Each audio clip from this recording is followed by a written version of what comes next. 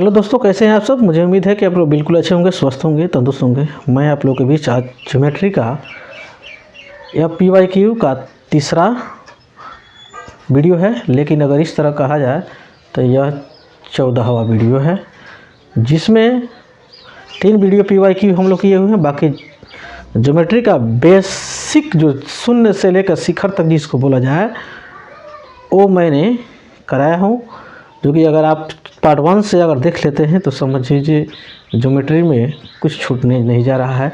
और ज्योमेट्री का ऐसे टॉपिक है जो कि जो क्वेश्चन को देखते ही आप डायरेक्ट ऑप्शन पर जाइएगा।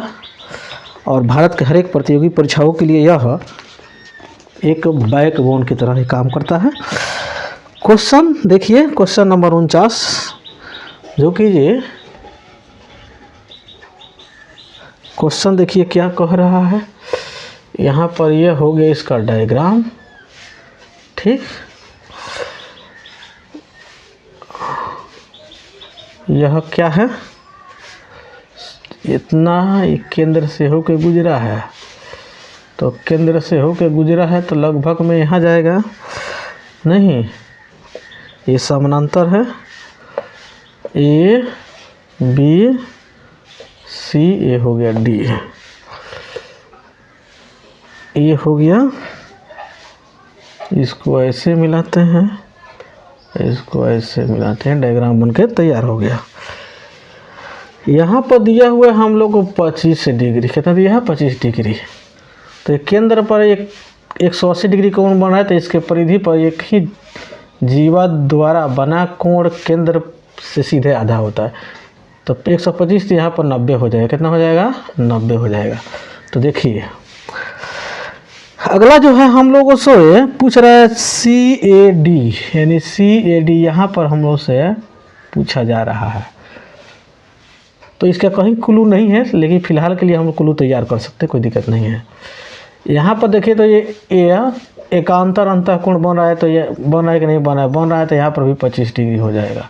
यहाँ पर 25, तो यहाँ पर भी 25, ठीक। अब देखिए, अब किसी न किसी तरीके से करके हम लोग को यहाँ के पता करना होगा, तब जाके यहाँ पर भी पता चल जाएगा, क्योंकि यह ट्रायंगल बन रहा है। तो देखिए यहाँ पर एक त्रिभुज बन रहा है ना, यहाँ पर देखिए तो ये त्रिभुज बन रहा है ABC, तो ज़रूर बन रहा है।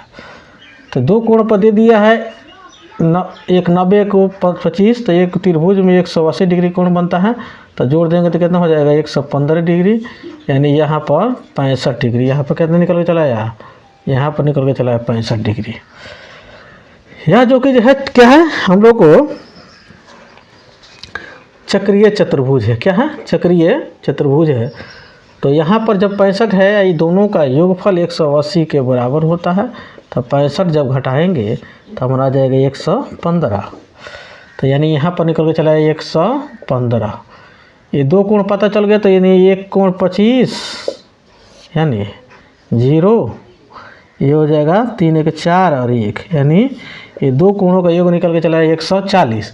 तो यहाँ पर तो आराम से निकाल सकते हैं, एक त्रिभुज में 180 डिग्री कोण बनता है, 140 घटाएंगे तो यानी 40 डिग्री निकल के कितना प्रेम से हम लोग को चला आया, ठीक है। देखिए यह क्वेश्चन है जो कि काफ़ी मस्त क्वेश्चन है अपने आप में, लेकिन कंसेप्ट जानकारी था तो किसी तरह हम लोग कंसेप्ट के हिसाब से बढ़ते गए, आंसर निकल के चला आया। लेकिन कंसेप्ट अगर जानकारी नहीं है तो समस्या है। अगर कंसेप्ट आपको चाहिए तो इसी चैनल पे मैंने बहुत सेपरेट तरीके से वीडियो पूरे ज्योमेट्री का समझिए एकदम पॉइंट से मैंने शुरू किया हूँ।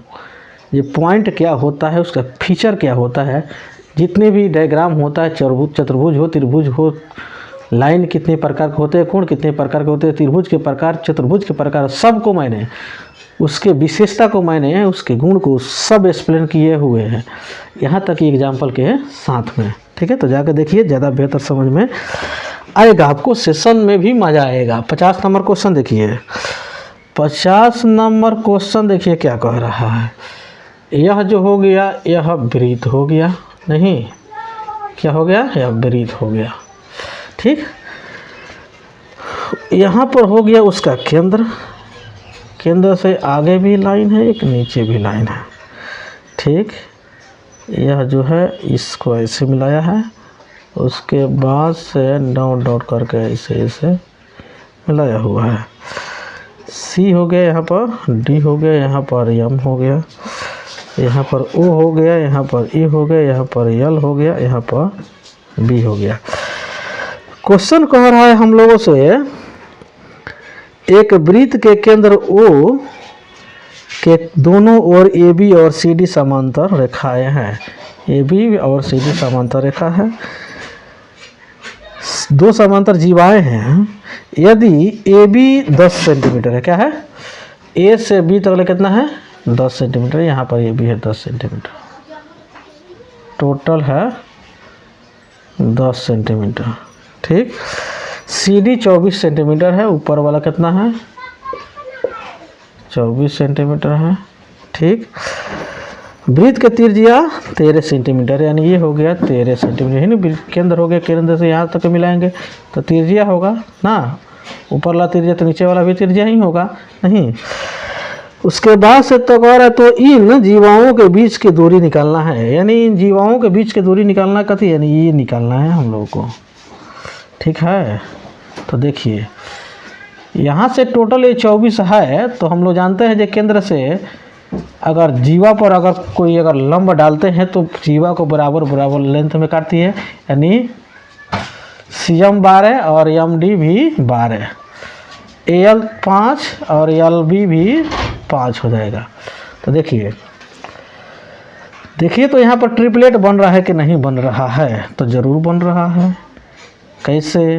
कैसे ये 12 हो गया, ये कितना हो गया 13 हो गया, तो यहाँ पर ट्रिपलेट के रूप में 5 बनेगा। यह 5 है, यहाँ पर ये भी 13 हो जाएगा, तो यहाँ पर निश्चित बात है कि 12 बनेगा, ठीक है। टोटल लेंथ हम लोगों से पूछ रहा है, अब कैसे 12 बनेगा, ट्रिपलेट के बारे में आपको जानकारी है, चाहे इस तरह ट्रिपलेट के बारे में जानकारी नहीं है, डायरेक्ट निकालना, तो मेरे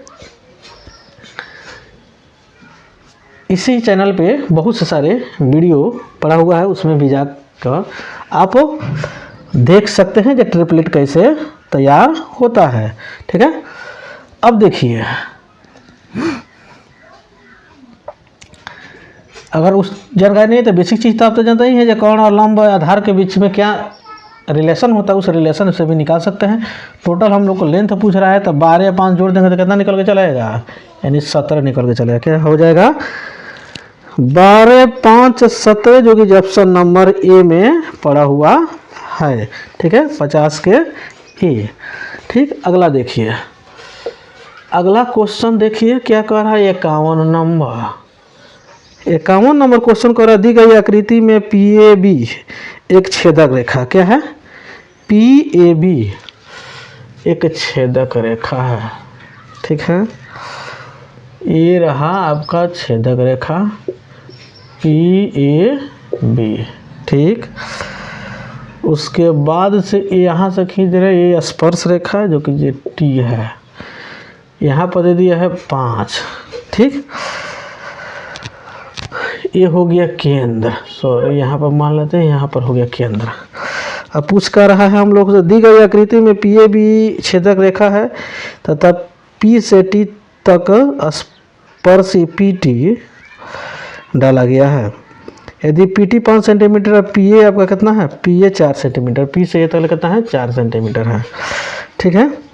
तो ए बी की लंबाई निकालना है, तो ए बी के लंबाई हम लोग को ए बी के लंबाई निकालना है।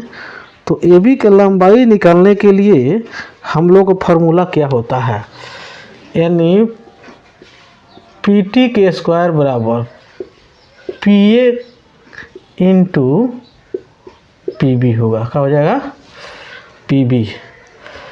तो पी टी कितना है, तो 5 है, तो 5 के स्क्वायर कर दीजिए इक्वल, पी ए कितना है, तो 4 है, पी ए तो पी ए कितना है, तो पी ए 4 है, पी बी तो पी बी कितना हो जाएगा 4 + x हो जाएगा, क्योंकि पी बी का मतलब ये यहाँ का डिस्टेंस है टू ई डिस्टेंस, दोनों का डिस्टेंस जुड़ा पड़ेगा, ठीक है। क्या हो जाएगा पी बी, तो 25 हो जाएगा 5 के स्क्वायर इक्वल 4 से गुणा करते हैं, 4 चौका 16 + 4x।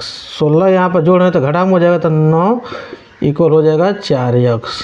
तो x बराबर 9/4, तो 4 दूना के 8, 4 दूना 8 और 4 पचे 20, यानी इतना निकल के चला आएगा। ऑप्शन नंबर सी में है 51 के सी। ठीक है, तो मुझे उम्मीद है कि आपको समझ में आया होगा, बहुत बेहतर। तो देखिए क्वेश्चन नंबर 52 को दी गई आकृति में एक वृत्त के दो जीवाएं ए बी और सी डी वृत्त के बाएं बिंदु पी पर काटती है, तो ए बी की लंबाई, सी डी की लंबाई और पी डी की लंबाई दिया हुआ है और पी बी की लंबाई पूछ रहा है।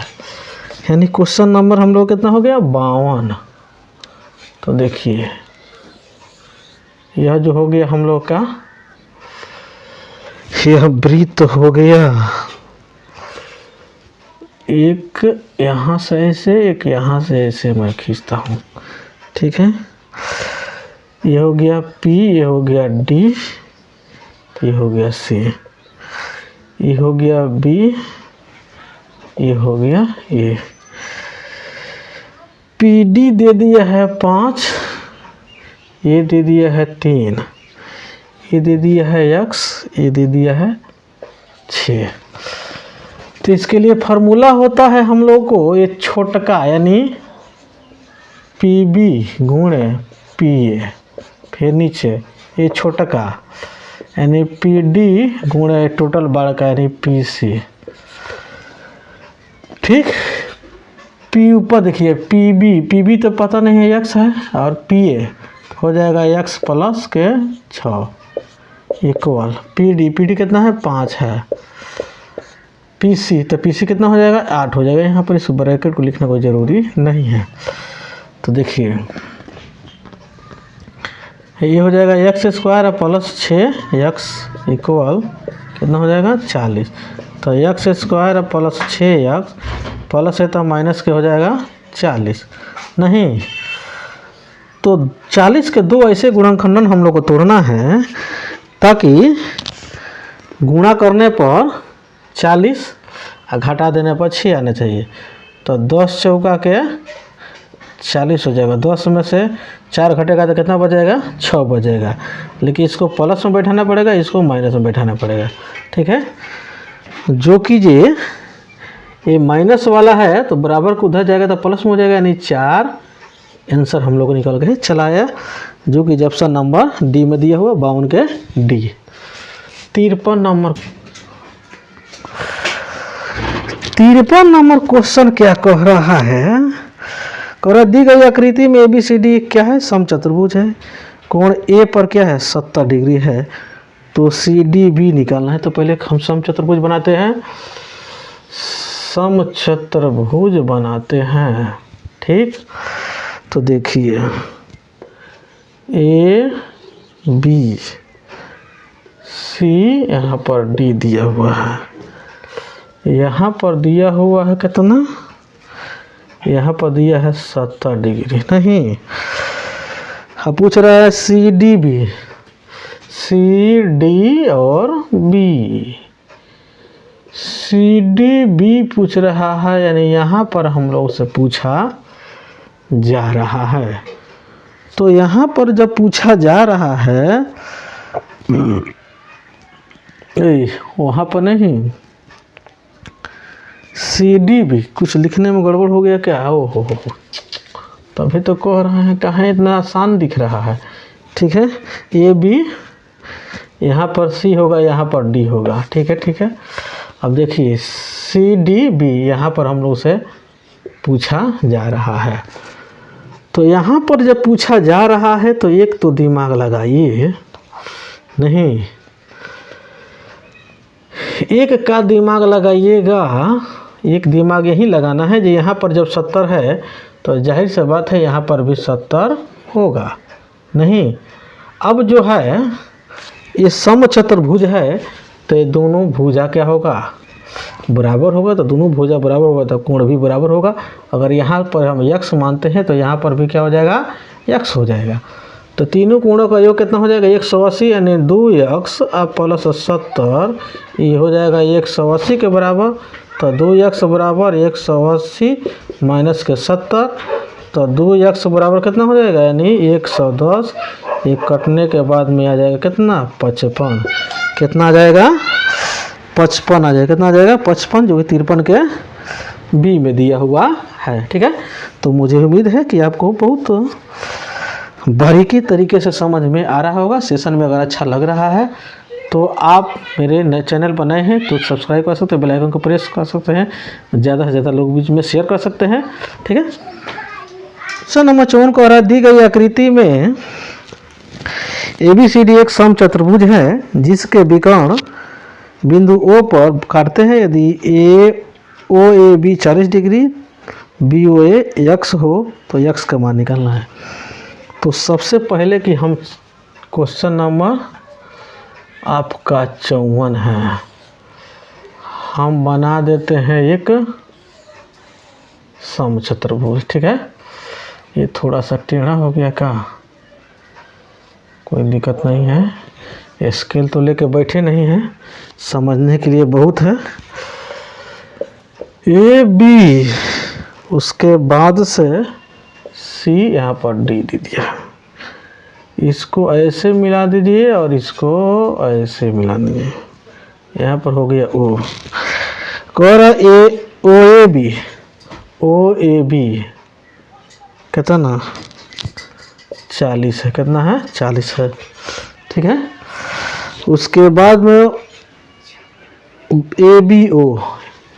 ABO, यानी इसका पता करना है। यहाँ पर x डिग्री दिया हुआ है।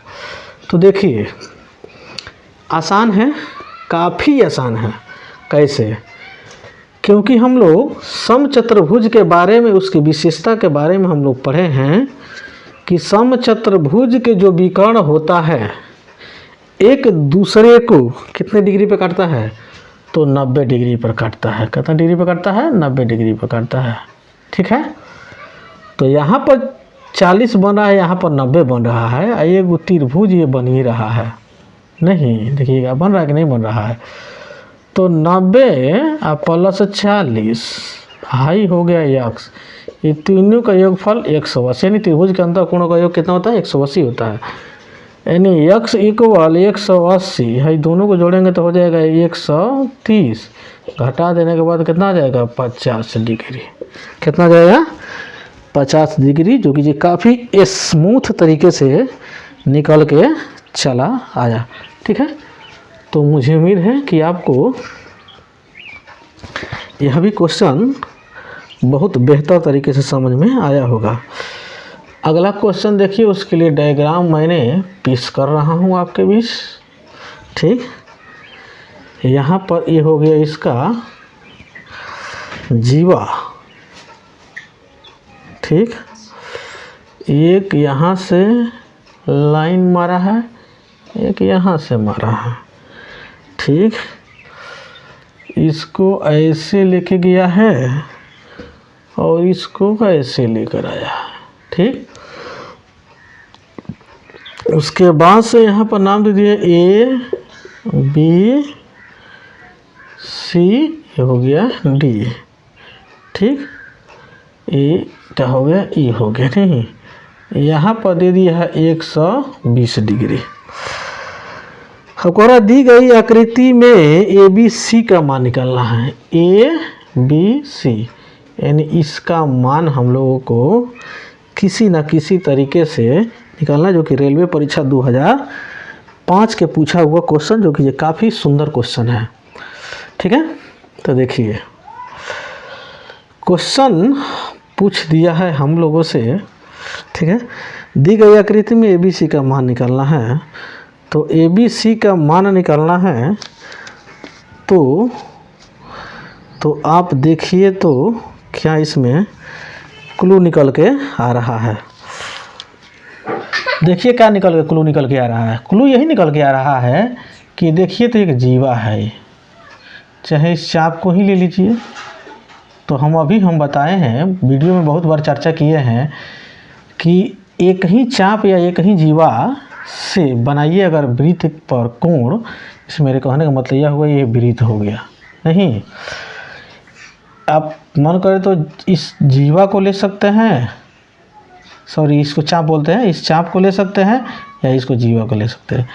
इसके द्वारा जो भी कोण बनेगा ना, ठीक है, वो सब का लेंथ अपने आप में बराबर होगा। क्या होगा? सब का सब लेंथ अपने आप में बराबर होगा, ठीक है। अब आपके पास जितना क्षमता है उतना बना लीजिए, यानी यहाँ पर कोण, यहाँ पर कोण, यहाँ पर कोण, यहाँ पर कोण, यहाँ पर कोण और यहाँ पर कोण, यहाँ पर कोण, यहाँ हटाना पड़ेगा, ठीक है। इस सब कोण का मान क्या होगा? बराबर होगा। तो कंडीशन कुछ उसी तरीके के है। देखिए अगर जीवा को लेते हैं या किसी इस चाप को लेते हैं, उसके द्वारा ये परिधि पर कोण बन रहा है। अगर यक्स होता है तो ये भी क्या हो जाएगा? यक्स हो जाएगा। मेरे कहने का मतलब यह है।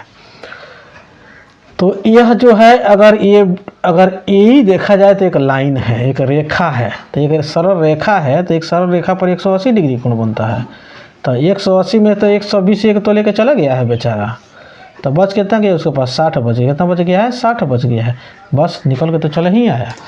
अगर ये 60 है तो निश्चित बात है ये भी 60 होगा। क्या होगा? ये भी 60 होगा। जो कि ये हम लोग से पूछ कर रहा है ABC यही पूछ रहा है, जो कि यहाँ पर 60 निकल के आया है, तो यहाँ पर भी 60 होगा। क्यों होगा? क्योंकि इसका एक ही जीवा है, या आप एक ही चाप बोल सकते हैं। सेम लेंथ का जीवा हो और सेम लेंथ के चाप हो तो उसके द्वारा बनाए गए वृत्त के परिधि पर कोण का मान क्या होता है? बराबर होता है। तो मेरे सेशन में शुरू से अंत तक बने रहने के लिए बहुत धन्यवाद। अगर आपको ये सेशन अच्छा लगा है तो आप मेरे चैनल को सब्सक्राइब कर सकते हैं, बेल आइकन को प्रेस कर सकते हैं, ज़्यादा से ज़्यादा लोगों के बीच में शेयर कर सकते हैं। इस चैनल की खास बात यह है कि इस चैनल पे भारत के हर एक प्रतियोगी परीक्षाओं के दृष्टिकोण से मोस्ट इम्पोर्टेंट टॉपिक अपलोड कर चुके हैं। जिस टॉपिक का नाम आप सुन सकते हैं, लसमसा, जिसको LCM बोला जाता है, औसत यानी एवरेज बोला जाता है, ठीक है, आयु संबंधित यानी प्रॉब्लम ऑन एज, ठीक है, प्रतिशत यानी परसेंटेज, लाभ हानि यानी प्रॉफिट लॉस, अनुपात एवं समानुपात, रेशियो एंड प्रोपोर्शन, ठीक है। उसके बाद से समय और कार्य, टाइम एंड वर्क, समय और दूरी, टाइम एंड डिस्टेंस, रेल संबंधी प्रश्न, प्रॉब्लम ऑन ट्रेन, ठीक है, धारा तथा नाव संबंधी प्रश्न, problem on boats and stream, ठीक है। साधारण ब्याज यानी सिंपल इंटरेस्ट, कंपाउंड इंटरेस्ट यानी चक्रवृद्धि ब्याज, और यह जो ज्योमेट्री है यानी ज्यामिति है, जिसका यह बेस, जो भी हम लोग इस टॉपिक को पढ़े हैं, पहले फर्स्ट में बेसिक चीज़ को जाने हैं। जो भी टॉपिक उठाएगा उसके बेसिक के बाद में PYQ क्वेश्चन किए हैं, बहुत से सारे PYQ क्वेश्चन किए हैं। अगर उस बेसिक चीज़ को जानकर अगर PYQ अगर करते हैं आप, तो समझिए कि अगर जनरल कंपटीशन के कोई भी क्वेश्चन अगर उठाते हैं, कोई भी कंपटीशन का बुक उठाते हैं, तो समझिए 99% आप श्योर रहिए कि उसको सॉल्व करने में आप सफल रहेंगे, अगर ध्यान से समझे रहेंगे तब। दूसरा बात यह है कि भारत के हर एक प्रतियोगी परीक्षाओं के दृष्टिकोण से इस चैनल पे GK GS भी पढ़ा हुआ है। अगर हिस्ट्री की बात करें तो modern history, medieval history complete रूप से पढ़ा हुआ है, साइंस भी पढ़ा हुआ है, रीजनिंग भी पढ़ा हुआ है। रीजनिंग के बहुत से सारे वीडियो अपलोड किए हुए हैं और भी काम चल रहा है। जैसे जैसे मैं उसको शूट करूँगा वैसे वैसे आप लोगों के बीच में अपलोड करते रहूँगा, शेयर करते रहूँगा। आप लोगों का काम यही है, आप लोगों से काइंडली रिक्वेस्ट यही है कि ज़्यादा से ज़्यादा लोगों के बीच में आप शेयर करते रहिए, ताकि जिन तक यह इस टाइप के वीडियो अगर ना पहुँचा हो तो उसको तक पहुँचे और उसका लाभ उठा सके, जिस तरह आप उठा रहे हैं। इसके अगले पार्ट में जो भी टॉपिक होगा, मुझे उम्मीद है कि क्षेत्रफल यानी क्षेत्रमिति से संबंधित हम लोग टॉपिक लेकर आएंगे। तब तक के लिए आप इंतज़ार कीजिए और लोगों के बीच में शेयर कीजिए। अभी तक लाइक नहीं कीजिए, कर दीजिए, ठीक है। जय हिंद, जय भारत।